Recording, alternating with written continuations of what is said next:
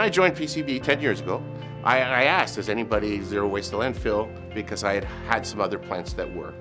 And they said no. We talked to our waste supplier, UPAC, and they said, yes, we can do that. It will cost a little more. And I said, that's okay, because it's the right thing to do. The biggest challenges or concerns about it were, how are we going to get everybody to separate everything the way they want it to? Basically, having our sorting is huge. We have plastic barrels, we have our fiber, we have our cores, and everything gets sorted in specific locations in the plant. Without separating and sorting, everything will just end up in the garbage, and we don't want that. We separate all the food ingredients into farmer's feed.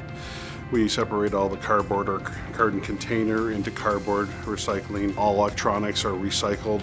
Any barrels go back to the manufacturer for reuse, and pallets are recycled to a pallet company. Anything else that cannot be recycled, like a lot of the plastics cannot, and garbage, it goes into incineration to be burnt. We can sustain ourselves by showing that with our separation system and then with the incineration, that we are actually giving back to the community with electrical and not having to provide more. So we're reducing that grid. I think it's definitely an exciting time to be with Post Consumer Brands and part of the Post Holdings family. There's a lot of traction around sustainability initiatives. It makes me feel proud to work here because at least we're not filling the landfills with garbage.